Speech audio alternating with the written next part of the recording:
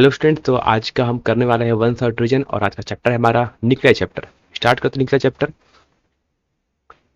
सबसे पहले करते हैं कि आपको जो इम्पोर्टेंट टॉपिक है, यानी इस चैप्टर से जो क्वेश्चन आने हैं इस बार आपके मॉडल सेट के अकॉर्डिंग, वो आपका आता है वो 1 मार्क्स 3 मार्क्स का ही क्वेश्चन आता है। इससे ज़्यादा आपका 5 मार्क्स का क्वेश्चन इस चैप्टर से नहीं पूछा जाता। तो हम भी आपको करेंगे कि आपको वो जो 1 मार्क्स के क्वेश्चन है वो आपके इंपॉर्टेंट है, वो हम सब आपको यहाँ पर बता देते हैं। सबसे पहले करते हैं न्यूक्लियस में। तो न्यूक्लियस होता क्या है, तो सबसे पहले याद कर लेना कि न्यूक्लियस होता क्या है। तो न्यूक्लियस हम कहते हैं कि इधर कोर ऑफ सेंट्रल एटम है ना, किसी भी एटम का जो सेंट्रल पार्ट होगा उसे क्या होता है, उसे हम लोग न्यूक्लियाई बोलते हैं। जैसे आप यहाँ पर डायग्राम देख सकते हो ऊपर में, जो मैंने येलो कलर से बताया बीच में वो क्या है, आपका न्यूक्लियाई है, और जो घूम रहे वो कौन है, आपके इलेक्ट्रॉन है।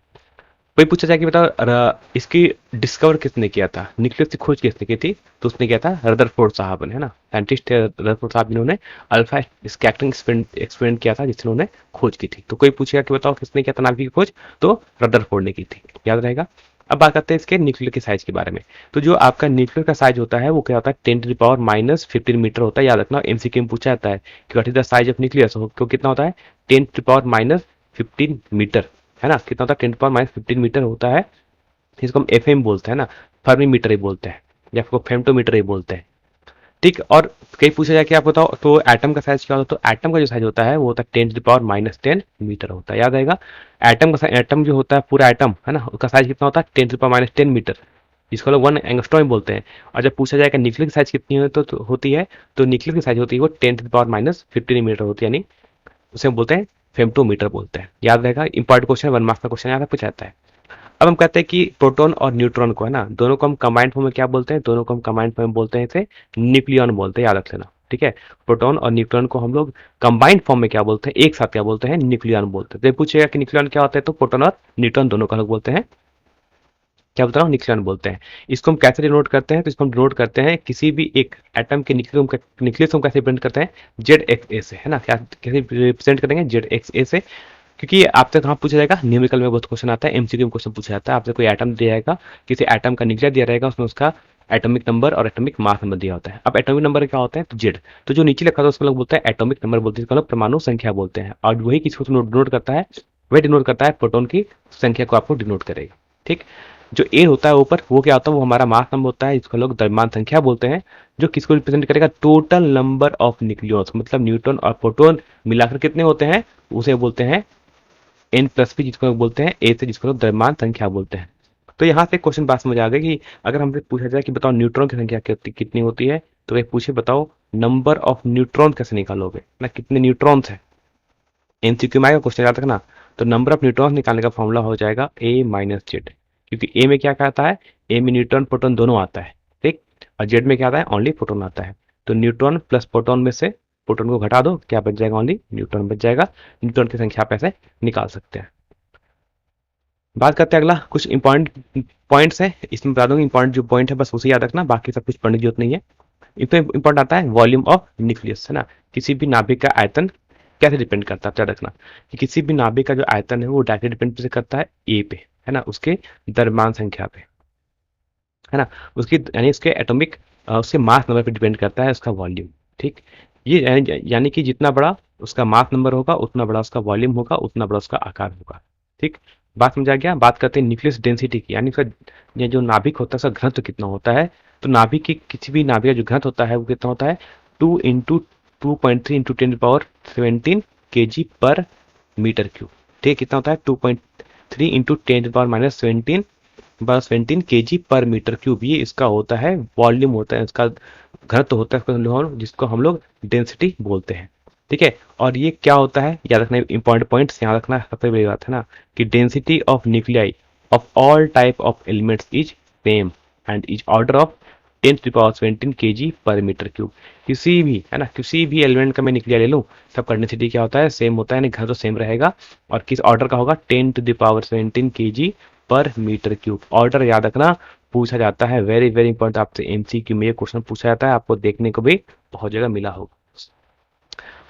आते हैं इंपॉर्टेंट बात, कुछ बात करते हैं न्यूक्लियर फोर्स। ये क्वेश्चन से बता दे रहा हूँ क्योंकि ये क्वेश्चन हो सकता है आपके 1 मार्क्स या 3 मार्क्स में क्वेश्चन पूछा जा सकता है। ठीक है, व्हाट आर न्यूक्लियर फोर्स। तो ये इंपॉर्टेंट किसके लिए है, तो ये इंपॉर्टेंट है फॉर 1 मार्क्स एंड 3 मार्क्स, है ना। 1 मार्क्स का 1 लिनियर क्वेश्चन आ जाए, है ना, तो 1, और या फिर अगर 3 मार्क्स में पूछा जाए तो और भी डिटेल से इसमें आपसे पूछा जा सकता है, तो इंपॉर्टेंट याद रखना। कि सबसे बात पे 2-3 पॉइंट याद रखना अच्छे से, है ना। कहता है व्हाट इन नाम के बल क्या होता है, तो कहता है it is the strongest force in the universe. पूरे यूनिवर्स में जो सबसे स्ट्रांग फोर्स है वो कौन सा है, हमारा न्यूक्लियर फोर्स है ना, यानी परमाणु में सबसे मजबूत बल होता है। ये वर्क किसके बीच करता है, तो work only between the nucleons, है ना। ये सिर्फ न्यूक्लियन के बीच कार्य करता है, मतलब कि न्यूट्रॉन न्यूट्रॉन और प्रोटॉन प्रोटॉन के बीच कार्य करेगा, या फिर प्रोटॉन और न्यूट्रॉन के बीच। It's a very short range force, है ना। ये बहुत डिस्टेंस कम होगा तभी ये फोर्स लगता है, डिस्टेंस दूर हो जाएगा तो ये फोर्स नहीं लगता है।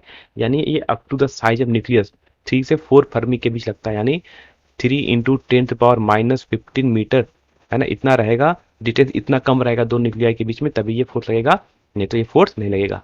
मोर देन दिस डिस्टेंस, है ना, इससे अगर डिस्टेंस ज्यादा हो गया तो nuclear force is almost zero, nuclear force कितना हो जाएगा, जीरो हो जाएगा, है ना। यानी ये अति लघु प्रास बल है जो नाभिक के आकार तक, है ना, एक्ट करता है, लगता है, ठीक है।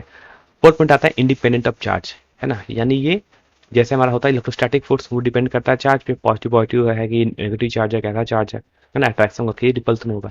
यहाँ कहता है ऐसा कोई बात नहीं, है ना। It is independent of charge, क्योंकि ये इंटरेक्ट करता है न्यूट्रॉन न्यूट्रॉन के बीच में, as well as proton proton के बीच में, एंड न्यूट्रॉन प्रोटॉन के बीच ऑल्सो। क्योंकि देखो न्यूट्रॉन क्या होता है, न्यूट्रॉन पे कोई चार्ज नहीं है ना, फिर भी उस पर ये एक्ट करता है, यानी ये इंडिपेंडेंट ऑफ चार्ज है, ये चार्ज पे डिपेंड नहीं करता है ना। यानी ये आवेश से स्वतंत्र होता है, यानी ये न्यूट्रॉन न्यूट्रॉन के साथ प्रोटॉन प्रोटॉन के बीच और न्यूट्रॉन प्रोटॉन के बीच भी परस्पर क्रिया करता है, इंटरेक्ट करता है। और इंपॉर्टेंट पॉइंट याद रखना, it is not a central force, है ना। ये सेंट्रल फोर्स नहीं है, यानी ये एक न्यूट्रॉन और एक प्रोटॉन के सेंटर के बीच फोर्स नहीं लगता है ना। सेंट्रल फोर्स क्या बोलते हैं, जब दो हमारे पास दो मास होगा, दो चार्ज होगा, उसके सेंटर को ज्वाइन करेंगे, है ना। तो जो सेंटर को ज्वाइन करने पर, है ना, ऐसा होता है ना, मान लो हमारे पास दो चार्ज है तो दोनों चार्ज के सेंटर को ज्वाइन कर दो तो हमारा फोर्स भी इसी लाइन में के अलॉन्ग लगेगा, है ना। वैसा होता था हमारा इलेक्ट्रोस्टैटिक फोर्स में, इलेक्ट्रोस्टैटिक में ऐसा होता था, न्यूक्लियर में ऐसा नहीं होता है ना। न्यूक्लियर फोर्स में ऐसा सेंटर के बीच फोर्स नहीं लगता है, याद रहेगा। यानी it is not a central force, ये केंद्रीय बल नहीं है। ठीक, 3-4 पॉइंट याद रखना है ना न्यूक्लियर फोर्स के बारे में। आते हैं अगला टॉपिक जो हम बताएं, आइंस्टीन का मास एनर्जी इक्विवेलेंस रिलेशन।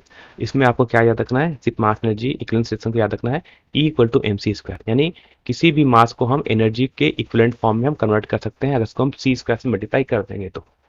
ठीक है, कर सकते हैं, थ्योरेटिकली कर सकते हैं, प्रैक्टिकली भी उतना पॉसिबल नहीं कि हम हर मास को कर पाए, कुछ से कुछ रेस्ट्रिक्शन है, कुछ कंडीशन है। तो आता है अगला इंपॉर्टेंट टॉपिक जो हम लोग बोलते हैं मास डिफेक्ट, है ना। याद रखना मास डिफेक्ट आएगा इस बार तो लिख लेना, व्हाट इज मास डिफेक्ट, है ना। इसको बोलते हैं द्रव्यमान दोष, इंपॉर्टेंट है, याद रखना। ये भी क्वेश्चन आपके 3 मार्क्स में आ सकता है, 3 मार्क्स के लिए ये भी आ सकता है, या फिर 1 मार्क्स में पूछाएगा what is mass defect. 3 marks या 1 मार्क्स के लिए पढ़ लेना, छोटा टॉपिक है। क्या याद रखोगे, बस इसमें याद रखना कि the difference between total mass of nucleons, है ना। टोटल मास ऑफ न्यूक्लियॉन्स मतलब प्रोटॉन और न्यूट्रॉन का मास, दोनों का मास मिला लो, है ना, and the mass of nucleus is called mass defect. देखो कहने का मतलब क्या हो रहा है ना, कहने का मतलब है कि एक न्यूक्लियस है ना, न्यूक्लियस में क्या होता है, न्यूट्रॉन एंड प्रोटॉन। तो एक बार मैंने क्या किया, पूरे न्यूक्लियस का मास मेजर कर लिया, ठीक है, कुछ आ गया। अब मैंने क्या किया, मैंने अब न्यूट्रॉन और प्रोटॉन का अलग अलग मास मेजर किया, उसको ऐड कर लिया, ठीक। एक बार मैंने पूरा होल न्यूक्लियस का मास मेजर किया था, और एक बार मैंने क्या किया कि न्यूट्रॉन का मास अलग मेजर किया, प्रोटॉन का मास अलग मेजर किया, दोनों को ऐड कर लिया। तो न्यूट्रॉन प्रोटॉन का मास अलग अलग करके ऐड कर लिया।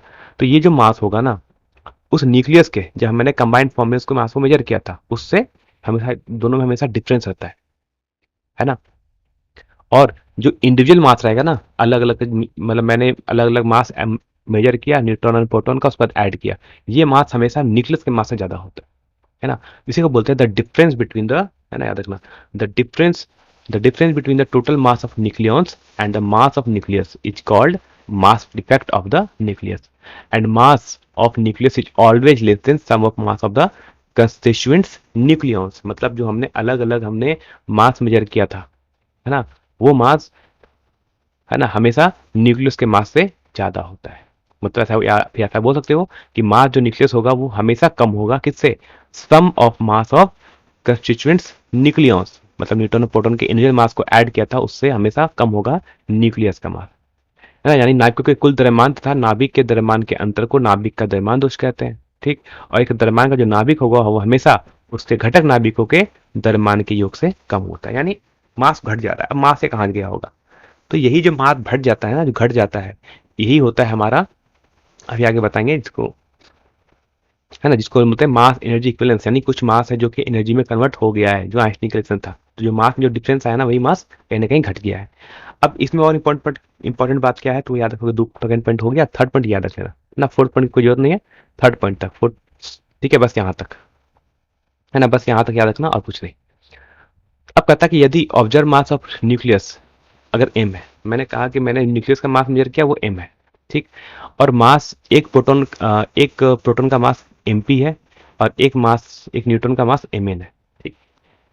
तो कहता है कि जो मास डिफेक्ट होगा वो क्या होगा, जिसको हम डेल्टा m से नोट करेंगे, क्या होगा, कहता है z ऑफ mp, है ना, z ऑफ mp का क्या मतलब है, कहता है कि मास जेड हो गया नंबर ऑफ प्रोटॉन्स, है ना, जेड क्या होता है, जेड होता है आपका नंबर ऑफ प्रोटॉन्स, एमपी होता है मास ऑफ वन प्रोटॉन, तो जेड इंटू एमपी करेंगे तो आ जाएगा टोटल मास ऑफ प्रोटॉन, यानी टोटल प्रोटॉन का द्रव्यमान आ जाएगा, ठीक।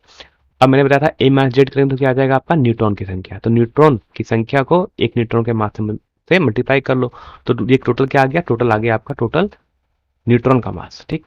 तो ये टोटल कितना हो गया, ब्रैकेट का टर्म हो जाएगा total mass of proton plus neutron, उसमें से किससे आपको सब्ट्रैक्ट कर देना है, मास ऑफ न्यूक्लियस को सब्ट्रैक्ट कर दो, ठीक है। तो जो मास में चेंज आएगा इसी को बोलते हैं मास डिफेक्ट, ठीक है, बस यहीं तक क्या रखना, लास्ट के 2 पॉइंट इसको लिखने की कोई जरूरत नहीं है ना, अभी वन थर्ड हम रिवीजन कर रहे हैं तो इसकी कोई लिखने की कोई जरूरत नहीं है, बस यहीं तक क्या रखोगे, ठीक है, बात समझ आ गया।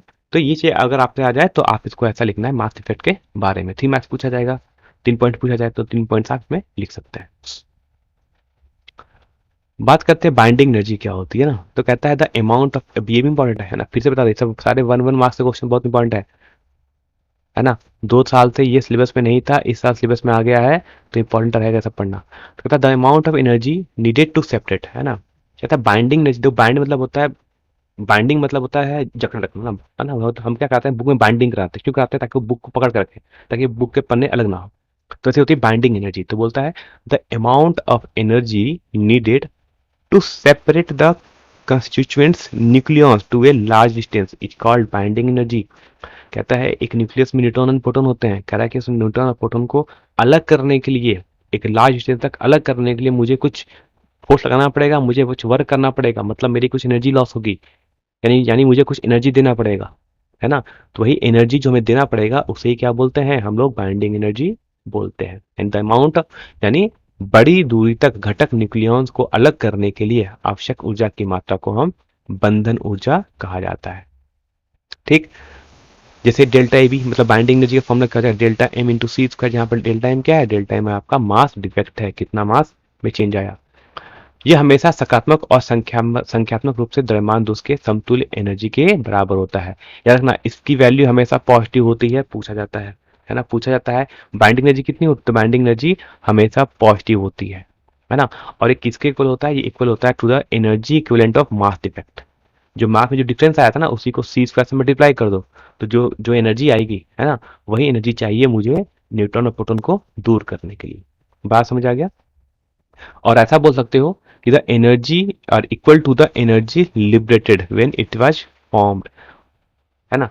अब कहता है कि या फिर जब ये फॉर्म होंगे, जब ऐसे न्यूक्लियस सामने आएंगे तो एनर्जी निकलेगी, तो एनर्जी हमें देनी ही पड़ सकती है, हो सकता है एनर्जी निकले भी, जब हमें दूर दूर करना है तो मुझे एनर्जी देनी पड़ती है ना, हम उससे कुछ एनर्जी देना पड़ता है हमें, और वही जब क्या होता है कि जब आपस में आते हैं, जब वो, लेकिन अगर वो किसी माध्यम से अगर सामने आते हैं तो क्या करते हैं, वो एनर्जी का त्याग करते हैं, एनर्जी लीच करते हैं, ठीक है। इंपॉर्टेंट फॉर्मूला है ये, फॉर्मूला एकदम इंपॉर्टेंट है, याद रख लेना, है ना, बाइंडिंग एनर्जी का ये फॉर्मूला याद रख लेना, बहुत इंपॉर्टेंट फॉर्मूला है ये। तो हमारी जो बाइंडिंग एनर्जी का फॉर्मूला का डेल्टा एम इंटू सी का, डेल्टा एम क्या था आपका मास डिफेक्ट था, जो ये हो गया आपका पूरा पूरा मास डिफेक्ट हो गया, माइनस सी इंटू सी स्क्वायर कर लेंगे, हमारा एनर्जी इक्विवेलेंस निकल के आ जाएगा, ठीक है। और एक ये लास्ट वाला फॉर्मूला याद रखना, ठीक है। अब मैंने क्या है ना, ये भी इंपॉर्टेंट फॉर्मूला है 1 मार्क्स के लिए, तो सब कुछ सेम लिखा है ना, delta M C equal to Z into M P plus A minus Z M minus M of nucleus और 931.5 एम इलेक्ट्रॉन वोल्ट, यानी मेगा इलेक्ट्रॉन वोल्ट, तो 931.5 इसे याद रखना कि कितना होता है, 931.5 मेगा इलेक्ट्रॉन वोल्ट होता है। अब क्या हुआ था ना, देखो मैंने क्या किया यहाँ पर, थोड़ा सा ध्यान ध्यान से सुनना, पहले मैंने जहाँ पर मास लिया था प्रोटॉन न्यूट्रॉन और न्यूक्लियस का मास, वो मैंने केजी में लिया था, ठीक। लेकिन अब मैंने कहा कि एनर्जी एक्चुअली इनका जो मास होता है इतना कम होता है कि इसको हम और छोटा यूनिट हम लेना चाहते हैं, तो इसके लिए हम कौन सा यूनिट लेते हैं, इसमें लेते हैं एटॉमिक मास यूनिट, पढ़ा होगा ना आपने, केमिस्ट्री पढ़ा होगा एटॉमिक मास यूनिट, हम वो एनर्जी लेते, हम वो वाली वैल्यू लेते हैं। जैसे ही आप वो वैल्यू लोगे और सी की जगह आप स्पीड ऑफ लाइट की वैल्यू पुट करोगे, तो सब कुछ रखने के बाद, है ना। ये पूरे फॉर्मूला बनता है, उसमें आता है 931.5 mega electron volt pre energy में आ जाएगा, क्योंकि एनर्जी है। अब यहाँ पर जो मैंने लिखा है मास ऑफ प्रोटॉन, है ना, ये जो mass of proton, mass of nucleon and mass of nucleus, ये सभी किसमें, एटॉमिक मास यूनिट में रहेंगे। ठीक है, किसमें रहेगा, एटॉमिक मास यूनिट में रहेगा। ठीक है, तो यहाँ पे आप एक कंपेरिजन भी दे सकते हो, कैसे कंपेरिजन मास ऑफ प्रोटॉन का, मास ऑफ न्यूट्रॉन का भी दे सकते हो कंपेरिजन कैसे कीजिए से एटॉमिक मास यूनिट में, और इलेक्ट्रॉन का भी मास दे सकते हो कैसे, मैंने कन्वर्ट किया है। सिर्फ हमें याद रखना है न्यूमेरिकल इस पे नहीं आता है ना, जैक बोर्ड में ये नहीं आता है, सीबीएसई बोर्ड वाले पूछते हैं, जैक बोर्ड में सब क्वेश्चन नहीं आते हैं। बस थ्योरेटिकल पार्ट एकदम याद रखना। बात आगे समझ, आगे बात करते हैं, बात करते हैं कि बाइंडिंग एनर्जी पर न्यूक्लियन, ये भी इंपॉर्टेंट है ना। अब बाइंडिंग एनर्जी पर न्यूक्लियन से क्या होता है बताएंगे इसका। ऊपर चीज मत याद रखना, ऊपर मैंने भी वही बताया था ना कि कैसे जब एनर्जी लीज होगा, है ना, या फिर एनर्जी एब्जॉर्ब होगा, जब इसको आप अलग करोगे, है ना, तो कहता है कि मास डिक्रीज कर जाएगा जब प्रोटॉन और न्यूट्रॉन को जब आपस में मिला होगा, तो ये एक न्यूक्लियस बन जाएगा। तो कहता है कि उसमें मास डिक्रीज कर जाता है, मास डिक्रीज कर जाता है तो उसमें एनर्जी रिलीज हो जाती है। वैसे ही जब एक न्यूक्लियस का एटम, ऑक्सीजन का एक न्यूक्लियस रहेगा, जब उसको तोड़ोगे, है ना, तो उसे क्या करना पड़ेगा, हम उसे एनर्जी देनी पड़ेगी, मतलब वो एनर्जी एब्जॉर्ब करेगा। इस केस में उसकी मास, उसका मास बढ़ जाएगा। यानी अब ये जो प्रोटॉन और न्यूट्रॉन का जो मास होगा, दोनों ऐड करने पर जो मास आएगा वो इस न्यूक्लियस ऑफ ऑक्सीजन से ज्यादा होगा। क्यों, क्योंकि कुछ जो हमने एनर्जी दी थी वो मास में कन्वर्ट हो गई है। ठीक है, बात करते हैं बाइंडिंग एनर्जी पर न्यूक्लियन की बात करते हैं। तो value of binding energy per nucleon decides, है ना। अब बाइंडिंग एनर्जी होती है बाइंडिंग एनर्जी पर न्यूक्लियन, तो बाइंडिंग एनर्जी को डिवाइड कर दो total number of proton and neutron से, फिर डिसाइड करोगे। तो क्या करेगा, यही डिसाइड करता है स्टेबिलिटी ऑफ न्यूक्लियस। तो कभी भी एग्जाम में आ जाए ऑप्शन, एमसीक्यू में पूछाता है कि binding stability of A atom depends upon, किस पे डिपेंड करता है, ये डिपेंड करता है बाइंडिंग एनर्जी पर न्यूक्लियन पे। यानी स्टेबिलिटी किस पे डिपेंड करती है, स्थिरता किस पे डिपेंड करती है, बाइंडिंग एनर्जी पर न्यूक्लियन पे। यानी प्रति न्यूक्लियन बंधन ऊर्जा का मान एक नाभिक की स्थिरता को तय करता है ना। अब इसको कैसे कर सकते हैं आप, dividing binding energy by the number of given nucleus, है ना। तो कहता है तो क्या करना, आप उसको डिवाइड कर दो किससे, ए से। ए क्या होता है उसका टोटल नंबर ऑफ न्यूक्लियॉन्स, क्योंकि यही क्या होता है द्रव्यमान संख्या, द्रव्यमान संख्या होता क्या है, न्यूट्रॉन और प्रोटॉन की संख्या। तो बाइंडिंग एनर्जी को जब आप न्यूक्लियन से डिवाइड कर दोगे, है ना, तो क्या मिल जाएगा आपको, बाइंडिंग एनर्जी पर न्यूक्लियन मिल जाएगा।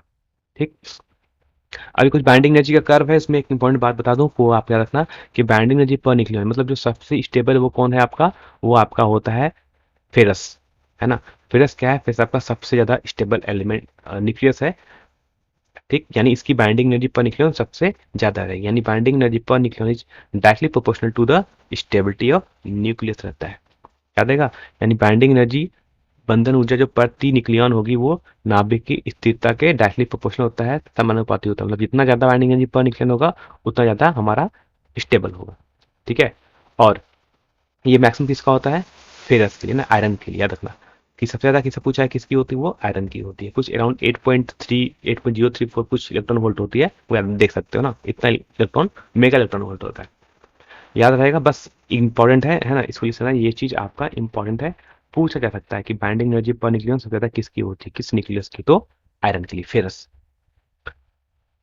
आते हैं न्यूक्लियर फिशन, न्यूक्लियर फिजन नहीं आता है ना, बस एक स्टेटमेंट याद रख सकते हो। फिशन क्या, फिशन मतलब होता है टूटना, है ना। तो कहता है splitting of A heavy nucleus, जब कोई एक हेवी न्यूक्लियस टूट जाता है into two or more lighter nuclei when struck by neutron, जब आप एक न्यूट्रॉन से किसी हेवी न्यूक्लियस पर आप अगर बॉम्बार्डमेंट कराओगे तो क्या करेगा, वो दो और दो से ज्यादा लाइटर मतलब छोटे न्यूक्लियन में टूट जाता है ना। और इस प्रोसेस में कुछ मास है जो डिसअपियर हो जाता है, which is obtain in the form of energy. इस फॉर्म, इसमें क्या होगा कि कुछ मास गायब हो जाएगा, यानी उसका वेट कम हो जाएगा। अब वेट कम कैसे हो गया, वो बॉम्बार्डमेंट के बाद, टूटने के बाद वेट कम इसलिए हो गया क्योंकि उसकी जो कुछ एनर्जी थी, है ना, मैं कह रहा हूँ कि उसकी जो कुछ मास थी वो एनर्जी में कन्वर्ट हो गई है। ठीक, तो याद रहेगा कि एक नाभिक, एक भारी नाभिक को का दो या दो से अधिक हल्के नाभिकों में विभाजन जब एक न्यूट्रॉन द्वारा मारा जाता है या फिर प्रहार कराया जाता है, इस प्रक्रिया में कुछ द्रव्यमान गायब हो जाता है जो कि ऊर्जा के रूप में प्राप्त होता है। ठीक है ना। तो ए हो गया हमारा एक न्यूक्लियस हो गया, ठीक है, उस पर एन मतलब हमने एक न्यूट्रॉन से बॉम्बार्डमेंट कराया, तो ये तीन पार्ट में टूट गया, बी सी और क्यू पार्ट। क्यू क्या होगी, क्यू आपकी एनर्जी होगी, है ना, यानी आपकी जो ऊर्जा होगी।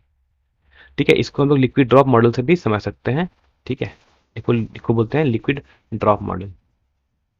ठीक है, नहीं आता है बहुत बेसिक बेसिक, लेकिन मैंने एक बार दिखा दिया, एक बार पढ़ के चले जाना मार्क कि अगर झारखंड बोर्ड का अगर मूड सनक जाए तो ये भी पूछ सकता है। वैसे 10th बोर्ड का सिलेबस है, 10th बोर्ड में सब पूछा जाता है। बात करते हैं न्यूक्लियर फ्यूजन क्या होता है। तो it is phenomena of fusing of two or more lighter nuclear to form a single heavy nucleus.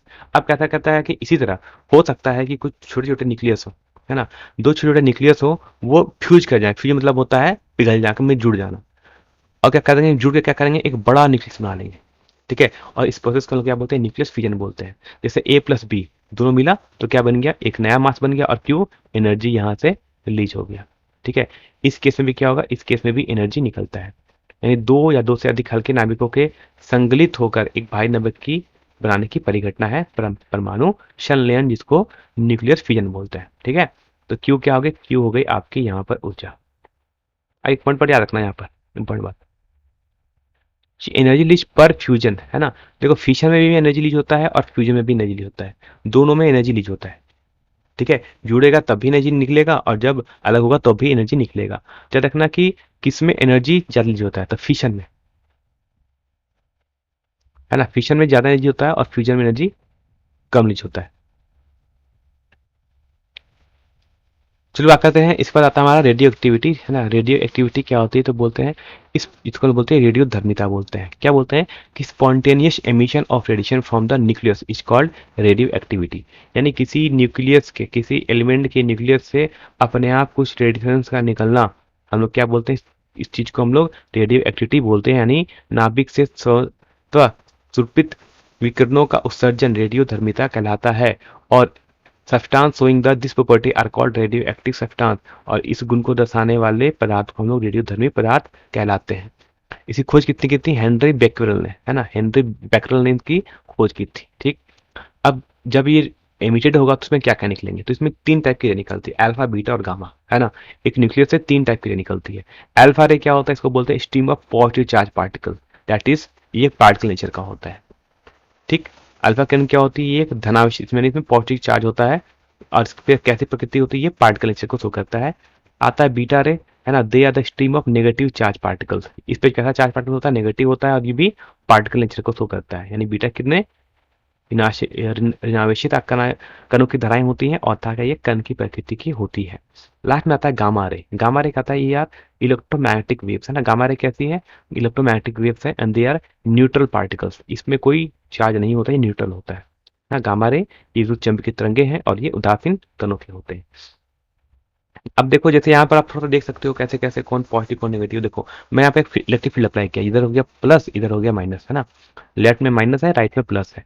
तो अल्फा का ऐसा पार्टिकल है पॉजिटिव, तो अगर यहाँ से जो निकलेगा रेडिएशन वो कैसे जाएगा, जो अल्फा से पॉजिटिव है तो कहाँ जाएगा, नेगेटिव साइड हो जाएगा अट्रैक्ट। बीटा का रहता है नेगेटिव था तो वो कहाँ हो जाएगा अट्रैक्ट, पॉजिटिव के साइड। और गामा में कोई चार्ज नहीं है तो गामा चल जाएगा अनडिफ्लेक्टेड, सीधा निकल जाएगा। ठीक है, बस डायग्राम याद रखना, डायग्राम वगैरह नहीं पूछा जाता है। रेडियो एक्टिविटी क्या होती है इसे पढ़ लेना, ये 3 मार्क्स में या 1 मार्क्स में आ सकता है ना। व्हाट इज रेडियो एक्टिविटी, ये पूछा जा सकता है एग्जाम में। बात करते हैं अगला कि प्रॉपर्टीज ऑफ डिफरेंट रेडिएशन, है ना, सबकी प्रॉपर्टीज क्या क्या होती है। ठीक है, तो ये चार्ट देख सकते हो, है ना। आइडेंटिटी क्या होता है, अल्फा पार्टिकल होता है वो हीलियम न्यूक्लियस होता है ना। 2He4 होता है। बीटा क्या होता है, फास्ट मूविंग इलेक्ट्रॉन्स है। और गामा क्या है, इलेक्ट्रोमैग्नेटिक वेव है। इस पर चार्ज होता है दो प्रोटॉन के चार्ज के बराबर, जितना चार्ज होता है उतना ही एक अल्फा पार्टिकल पर चार्ज होता है। बीटा पार्टिकल पर एक इलेक्ट्रॉन के इक्वल चार्ज होता है। और हमारा गामा पार्टिकल कैसा है, न्यूट्रल है, मतलब उदासीन है। मास का है, तो एक अल्फा पार्टिकल जो मास होता है वो 4 times of mass of proton होता है। बात करते हैं बीटा पार्टिकल का जो मास होता है वो एक इलेक्ट्रॉन के मास के बराबर होता है। और अल्फा पार्टिकल का रेस्ट मास कितना होता है, 0 होता है। आयोनाइजिंग पावर होता है, बोलते हैं पेनिट्रेशन पावर। पेनिट्रेशन पावर मतलब बोलते हैं भेदन क्षमता। इसका सिर्फ याद रखना, इसका सिर्फ ऑर्डर याद रखना। ठीक है, एक बोलते हैं आयोनाइजिंग पावर, है ना, ये अल्फा की ज्यादा होती है, उससे कम बीटा की होती है, सबसे कम गामा की होती है। पेनिट्रेटिंग पावर पूछोगे यानी भेदन क्षमता पूछोगे तो सबसे ज्यादा किसकी होती है, गामा की होती है, उससे कम बीटा की और सबसे कम अल्फा की। बस ये यही याद रखना, बाकी ये सब चीज याद करने की कोई जरूरत नहीं खास।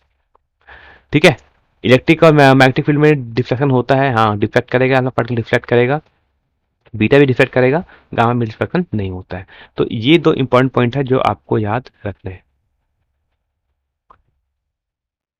बात करते हैं अगला इंपॉर्टेंट टॉपिक जो बोलते हैं अल्फा डीके। देखो अल्फा डीके क्या होगा ना कि जब भी अल्फा डीके होता है तो in this decay mass number decrease कर जाएगा 4 से और एटॉमिक नंबर डिक्रीज कर जाएगा 2 से।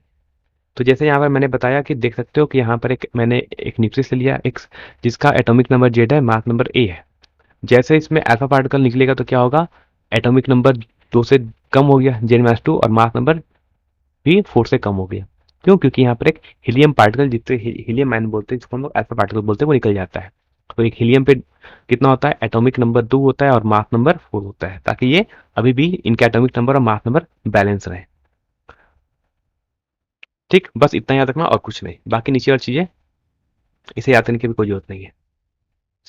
ठीक, बस ये रिएक्शन याद रखना कि एटॉमिक नंबर 2 से डिक्रीज करता है, मास नंबर 4 से डिक्रीज किया जाता है, किसमें, अल्फा डीके में। आता है बीटा डीके। बीटा डीके में आपको सिर्फ बीटा माइनस डीके पढ़ना है ना, बीटा प्लस डीके नहीं पढ़ना है आपको, सिर्फ बीटा इंपॉर्टेंट यही पढ़ना है, ओनली यही, है ना, मत पढ़ना, डू नॉट स्टडी, इसको मत पढ़ना। कहता है बेसिक बीटा डीके में क्या होता है कि एक बीटा माइनस डीके में क्या होता है कि एक न्यूट्रॉन प्रोटॉन में काउंट होता है, याद रखना, है ना।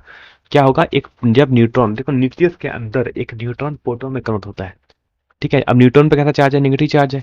अब अगर वो प्रोटॉन बन रहा था उससे क्या हो गया, उसका पॉजिटिव चार्ज बन गया होगा। तो न्यूट्रॉन तो न्यूट्रल था तो पॉजिटिव कैसे बना सकता है, तो साथ में एक इलेक्ट्रॉन निकल जाता है जिसको लोग बीटा पार्टिकल भी बोलते हैं। ठीक, तो ये रिएक्शन याद रखना। अब डीके क्वेश्चन क्या होगा, तो कहता है यहाँ पर जो एटॉमिक नंबर है वो 1 से बढ़ जाएगा जबकि मास नंबर सेम रहेगा, है ना। ए क्या सेम है, तो मास नंबर सेम है, द्रव्यमान संख्या सेम है, जबकि अ, द्रव- अ, जबकि एटॉमिक संख्या यानी अ, परमाणु संख्या 1 से बढ़ जाएगा जबकि द्रव्यमान संख्या में कोई चेंज नहीं होगा, यानी एटॉमिक नंबर इंक्रीज बाय 1 बस, बट है ना atomic mass number does not change, same रहेगा। ठीक है, तो ये होता है हमारा, इस चीज को लोग बोलते हैं बीटा पार्टिकल। ये बोलते हैं बीटा पार्टिकल कैसा है, एक फास्ट मूविंग इलेक्ट्रॉन है, इसको याद मत रखना अभी, हमें बीटा माइनस ही पढ़ना है क्योंकि मैक्सिमम टाइम आपका बीटा माइनस डी का ही होता है, बट बीटा प्लस डी के बहुत रेयरली होता है। ठीक, और जैकपॉट में इतना ही पढ़ना है, बीटा माइनस डी के तक, बीटा प्लस डी का हमें नहीं पढ़ना है। ठीक है, ये तो आपको कंफ्यूजन क्रिएट हो जाएगा।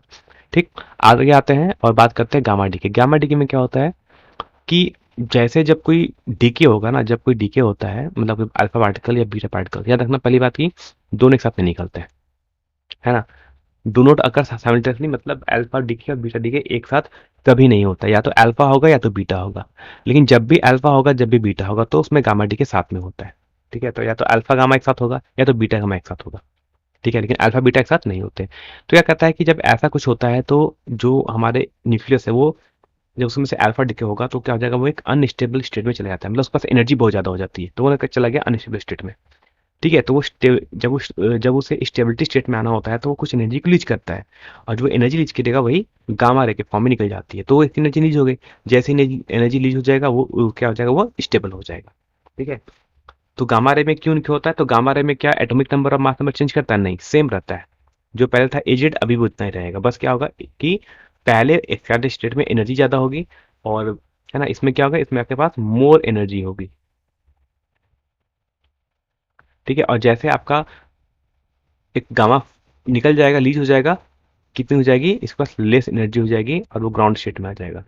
ठीक है, ग्राउंड स्टेट में आने का मतलब होता है कम एनर्जी, एक्साइटेड स्टेट का मतलब होता है ज्यादा एनर्जी। ठीक, ये होता है हमारा गामा डी के, इन शॉर्ट में ज्यादा कुछ नहीं। ठीक है, किस ऑर्डर का एनर्जी निकलता है याद रखना, इसमें मेगा इलेक्ट्रॉन वोल्ट का एनर्जी निकलता है ना। जब भी आपका एक गामा रे निकलेगा तो क्या निकलेगा, वो मेगा एनर्जी का क्या होता है, एनर्जी रिलीज होता है। आगे आते हैं law of radio active decay, है ना, इससे कुछ लॉ है। अब लॉ भी याद रखना 3 मार्क्स के लिए इंपॉर्टेंट है ये, है ना। What are radio active law, इसकी हेल्प से आपको प्रूफ करने पूछा जाता है। तो मैं सब बताऊंगा एक करके ना, अभी इंग्लिश में बताऊंगा फिर हिंदी में बता दूंगा। ठीक है, तो कहता है disintegration of a radio nucleus is random and spontaneous. तो कहता है कि किसी भी रेडियो एक्टिव एलिमेंट से, है ना, जिसका डिस इंटीग्रेशन होगा यानी इसका जो टूटना होगा वो क्या होगा, वो अपने आप होगा, है ना, बिना किसी एक्सटर्नल फोर्स के हेल्प से होगा। कहता है एट एनी इंस्टेंट, अब वो यानी अगर वो टूट रहा है तो किस रेट से टूटेगा, उसका कितना, किस दर से टूटेगा। तो कहता है at any instant of decay of active nuclei is directly proportional to the number of active nuclei at that instant। कहता है इसका जो रेट होगा वो रेट किस पे डिपेंड करेगा कि कितना बचा हुआ है। देखो जितना ज्यादा बचा हुआ रहेगा रेट उतना ज्यादा हाई रहेगा, उतना उतना फास्ट क्या होगा, उतना फास्ट डिके होगा। जैसे जैसे क्या होगा कि जैसे जैसे अब उसका संख्या कम होगी, टूटेगा तो अब संख्या कम हो जाएगी, यानी वो छोटा होता चला जाएगा हमारा न्यूक्लियस। तो जैसे जैसे उसका साइज छोटा होता चला जाएगा, अब क्या होगा, रेट है वो घट जाएगा, है ना। इसी को बोलते हैं, वो डायरेक्टली डिपेंड करता है रेट, है ना। एन क्या है कि किसी भी समय कितना न्यूक्लियाई बचा हुआ है। तो N is the active nuclei at any time T, ठीक। यानी minus D N is directly proportional to क्या हो जाएगा, आपका एन के इक्वल हो जाएगा, और minus D N upon D T equal to lambda into N लिख सकते हैं, ठीक है। ये हो गया। अब वे लैम्डा क्या है, लैम्डा ये decay constant which depends only on the nature of substance, है ना। ये जो डीके कांस्टेंट है ये सिर्फ डिपेंड करेगा सब्सटेंस पर, यानी किस चीज का वो न्यूक्लियस है, किस एलिमेंट का वो न्यूक्लियस है, बस उस पर डिपेंड करेगा। अब क्या करते हैं, इस पर हमको प्रूव करते हैं। प्रूव करने में क्या करना है, माइनस डी एन अपन डी टी को लैम्डा एन करेंगे, एन को इधर ले आओ, डी टी को उधर भेज दो, इंटीग्रेट कर दो, तो log e N equal to minus lambda T plus some constant c. ठीक, इंटीग्रेशन करना है। मैथ्स वाले स्टूडेंट्स के लिए बहुत ईजी होगा, बायो वाले स्टूडेंट्स को सिर्फ समझ के, हाँ, याद कर लो, है ना। नहीं समझ पाओगे तो याद कर लेना कैसे इसको इंटीग्रेट करते हैं, क्योंकि इंटीग्रेशन तो मुझे अब नहीं पॉसिबल क्या आपको बता सकूँ। ठीक, तो डी एन अपन एन का होता है log e N lam minus lambda, D T का होता है T plus some constant C. कहता जब टाइम जीरो था उसमें टोटल निकले कितने थे, एन नॉट थे। तो टाइम को जीरो पुट कर दो, टर्म जीरो बन जाएगा, एन की जगह एन नॉट पुट कर दो, तो सी के लिए कितनी आएगी, लॉग ई एन नॉट। ठीक, अब क्या करते हैं, इसको हम यहाँ से चलते हैं आगे। तो अब क्या करते हैं, इस वैल्यू को पुट कर लेते हैं ना, इस वैल्यू को यहाँ पर पुट करते हैं, सी की जो वैल्यू है ना इसको यहाँ पर पुट कर लो। तो log e N equal to हो जाएगा minus lambda T plus log e N naught. ठीक, अब इस लॉग ई एन नॉट को इधर ले आओ, तो बन जाएगा log n minus log e N not equal to minus lambda T, और log n by N not equal to minus lambda t. अब और साफ पढ़ लगते हैं तो हम दो थर्ड हम ले लेते हैं एक्सपोनेंशियल, तो n by N not equal to होता है e to power minus lambda t, या एन इक्वल टू बोलते हैं n not e to the power minus lambda t. ये आपका प्रूफ पूछा जाए 3 मार्क्स में तो आप प्रूफ भी कर सकते हैं, है ना। तो एग्जाम प्रूफ पूछा जाए तो प्रूफ भी आप यहाँ तक कर सकते हैं। बात समझ आ गई ना। वीडियो को पॉज करके आराम से खुद से लिखना, है ना। पीडीएफ को देख के मत चले जाना, कभी पीडीएफ को देख के चले जाओगे भूल जाओगे, 2 लाइन में गारंटी देता हूँ 2 से 3 लाइन लिख पाओगे, चौथे लाइन में आप कहीं ना कहीं कंफ्यूज कर जाओगे। इससे बाबा कहता हूँ लिख कर प्रैक्टिस करो, उतना अच्छा रहेगा, तभी आप एग्जाम में भी लिख पाओगे। ठीक है, तो बात करते हैं कि रेडियो धर्मी क्षय का नियम क्या होता है। तो एक रेडियो धर्मी नाभिक का जो विघटन होता है वो यादृच्छिक और सहज होता है, मतलब अपने आप होता है ना। वो अपने आप होता रहेगा। कहता है सक्रिय नाभिक के लक्ष्य की तत्काल दर उस समय सक्रिय नाभिकों की संख्या के सीधे अनुपातिक होता है, यानी minus D upon D T होगा, वो डायरेक्टली इक्वल टू हो जाएगा समय टी पर नाभिक के क्षय की दर। ठीक, यानी इससे क्या होता है, इसके ये प्रोपोर्शन होता है, और minus D upon D T की वैल्यू किसकी इक्वल होती है, लैम्डा एन के इक्वल हो जाती है।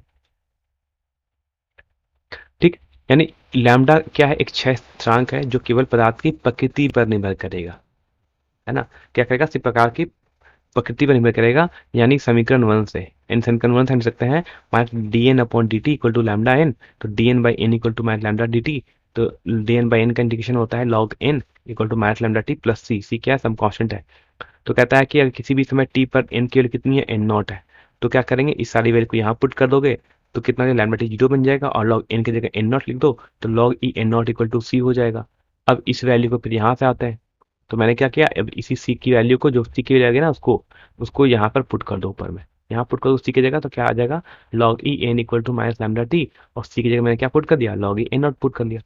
अब इस लॉग एन ये प्लस में, इसको जो राइट साइड में तो माइनस बन जाएगा, equal to minus lambda T बन जाएगा, यानी log e N by N not equal to minus lambda T हो जाएगा। जब फिर दोनों साइड हम कर लेंगे एक्सपोनेंशियल ले लेंगे, तो बन जाएगा N by N not equal to e to power minus lambda T, और एन की वैल्यू होती है N not e to power minus lambda T, जो कि आपका पूरा का पूरा प्रूफ है, फिर से रिपीट हो गया है, समझ लेना, है ना। अब फिर से कराऊँ, लिख कर प्रैक्टिस करना, तभी एग्जाम में आप कर पाओगे, नहीं तो एग्जाम में नहीं हो पाएगा। आते हैं हाफ लाइफ, है ना। हाफ लाइफ भी पूछा जाता है, हाफ लाइफ का प्रूफ आ सकता है कभी कभी, तो इसको भी 3 मार्क्स के लिए इम्पोर्ट कर सकते हो, नहीं तो सारे क्वेश्चन यहाँ से तो एमसीक्यू तो आता ही आता है ना। एमसीक्यू तो आएगा ही आएगा हाफ लाइफ के बारे में। इसको बोलते हैं अर्धकाल बोलते हैं, है ना। इसको क्या बोलते हैं हम लोग हिंदी में, इसको लोग बोलते हैं अर्धकाल या अर्ध समय बोलते हैं, को हम ऐसे नोट करते हैं, टी हाफ से डिनोट करते हैं। तो कहता है it is the time during which number of active nuclei reduce to half of its initial value. कहता है कितने समय के बाद जो हमारी सक्रिय नाभिकों की संख्या थी वो प्रारंभिक मान से आधी हो जाएगी। तो जितने समय के बाद हो जाएगा, मान लो 2 घंटे के बाद हो गया, आधा हो गया, तो हम बोलेंगे कि इसका हाफ लाइफ कितना है, हाफ आवर है, आधा घंटा है ना। तो मार्क, तो लेट अज्यूम करते हैं जब टाइम जीरो है तो total number of active nuclei कितना है, एन नॉट है। ठीक, और मैंने बता दिया कि जब टी हाफ हो जाएगा तब एक्टिव नंबर ऑफ की संख्या कितनी हो जाएगी, एन नॉट बाई 2 हो जाएगी, है ना। जब टी को टी हाफ पर क्या होता है, मैंने क्या कहा था, जो सक्रिय नाभिकों की संख्या हो जाएगी, यानी जो एक्टिव न्यूक्लिया हो जाएगी, उसकी वैल्यू कितनी हो जाएगी, n0/2 हो जाएगी। तो फ्रॉम डीके क्वेश्चन से, डीके क्वेश्चन पता है n equal to minus lambda D, यानी कि क्या पुट कर दिया, n0/2 पुट कर दिया, n0 से n0 कैंसिल में आ जाएगा, तो 1/2 इक्वल टू माइनस लैम्डा, और टी की जगह पुट कर दिया, टी हाफ पुट कर दिया। 1/2 को सकते हो 2 का power -1 equal to minus lambda T half, और दो से ले लेते हैं लॉग, तो क्या बन जाएगा, lambda T power half equal to log 2 बन जाएगा ये। ठीक है, यानी टी हाफ के लिए हो जाएगा 0.log 2/लैम्डा, या जिसका आप सकते हो टी हाफ के लिए 0.693 लैम्डा, है ना। अब ये दो फॉर्मूला तब पलट के जाना, डायरेक्टली एमसीक्यू में पूछते हैं ये दो फॉर्मूला, है ना। तो फॉर्मूला याद आएगा, फॉर्मूला भूलोगे नहीं ना, तो ये फॉर्मूला आपके जो सबसे ज्यादा इंपॉर्टेंट है। बाकी आप प्रूफ भी एक बार इसको देख सकते हो, है ना। हाफ लाइफ का जो डेफिनेशन है 3 मार्क्स में ये पूछा जा सकता है, इसका प्रूफ भी पूछा सकता है 3 मार्क्स में, तो इसको बात पढ़ के चले जाना अच्छे तरीके से, है ना। इन शॉर्ट में इतना लिखना, ज्यादा कहानी बांधने की जरूरत नहीं होती है ना। हाँ, स्टार्टिंग में मुझे कुछ वर्ड्स लिखने होते हैं, कुछ सेंटेंस लिखने होते हैं, जो मैंने यहाँ पर लिखा है। ठीक है, तो ये था जो कि पूरा हमारा चैप्टर कंप्लीट हो गया, मैंने बता दिया। बाकी अब आप जाके शर्मा वर्मा जो भी गैस होगा उनका जो भी क्वेश्चन आया था आपको देखना, आप देखोगे तो आपको बाकी समझ आ जाएंगे कि कुछ क्वेश्चन ऐसे ऐसे ही क्वेश्चन आई थी। ठीक है, तो चैप्टर कंप्लीट हो जाता है, अब हमारा बच जाएगा लास्ट सेमीकंडक्टर, जिसको हम 1-2 दिन में जल्दी ही पूरा कर देंगे सारे इंपॉर्टेंट क्वेश्चन को बता के। ठीक है, तब तक में जुड़े रहिए, और बाकी हम और भी कुछ आपका लाइव टेस्ट होगा, हम जल्दी आपका लेते रहेंगे। बाकी टेलीग्राम ग्रुप को ज्वाइन कर लो, है ना, और हमें सपोर्ट करते रहे।